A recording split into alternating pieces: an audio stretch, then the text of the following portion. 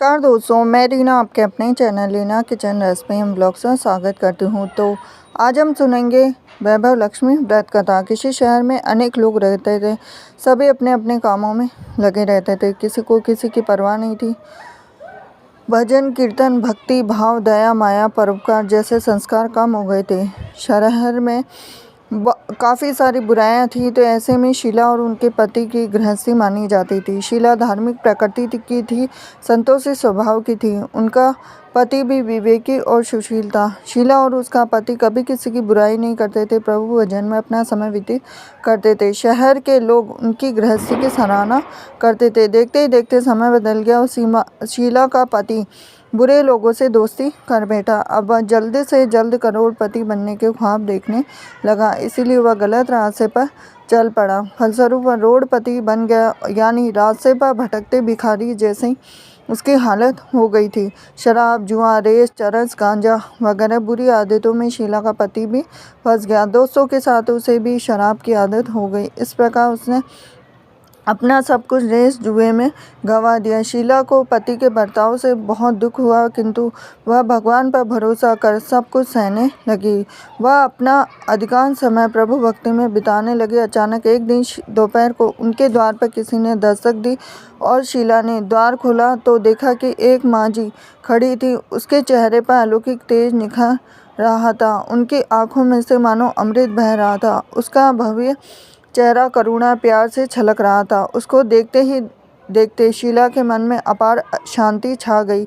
शीला के रोम रोम में आनंद छा गया। शीला उस माँ जी को आदर के साथ घर में ले आई। घर में बिठाने के लिए कुछ भी नहीं था। शीला ने सकुचा के फटी हुई चादर पर उसको बिठाया। माँ जी बोली, क्यों शीला, मुझे पहचाना नहीं? हर शुक्रवार को लक्ष्मी जी के मंदिर में भजन कीर्तन के समय मैं वहाँ आती हूँ। उसके बावजूद शीला कुछ समय नहीं पा रही थी। फिर माँ जी बोली कि तुम बहुत दिनों से मंदिर नहीं आई, अतः मैं तुम्हें देखने चली आई। माँ जी के अति प्रेम भरे शब्दों से शीला का हृदय पिघल गया और उसके आंखों में आंसू आ गए। बिलक बिलक कर रोने लगी। माँ जी ने कहा, बेटी, सुख और दुख तो धूप और छाव जैसे होते हैं। धैर्य रखो बेटी, मुझे तेरी सारी परेशानी बता। तो माँ जी के व्यवहार से शीला को काफ़ी सबल मिला और सुख की आस में उसने माँ जी को अपनी सारी कहानी कह सुनाई। कहानी सुनकर माँ जी ने कहा कि कर्म की गति न्यारी होती, हर इंसान को अपने कर्म भुगतने पड़ते। इसलिए तू चिंता मत कर, अब तू कर्म भुगत चुकी है, अब तुम्हारे सुख के दिन अवश्य आएंगे। तू तो माँ लक्ष्मी की भक्त है। माँ लक्ष्मी जी तो प्रेम और करुणा के अवतार है। वे अपने भक्तों पर हमेशा ममता रखती है। इसीलिए तू धैर्य रखकर माँ लक्ष्मी जी का व्रत कर, इससे सब कुछ ठीक हो जाएगा। शीला के पूछने पर माँ जी ने उसे व्रत की सारी विधि भी बताई। माँ जी ने कहा, बेटी, माँ लक्ष्मी जी का व्रत बहुत सरल है, इसे वर लक्ष्मी भी कहा जाता है। शीला ये सुनकर आनंदित हो गई और शीला ने संकल्प करके आंखें खोली तो सामने कोई भी नहीं था। वह विस्मित हो गई थी।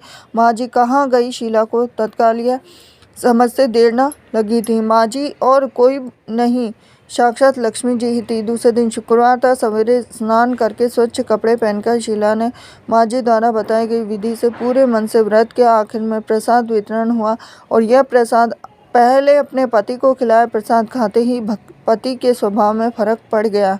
उस दिन उसने शीला को मारा भी नहीं, सताया भी नहीं। शीला को बहुत आनंद हुआ।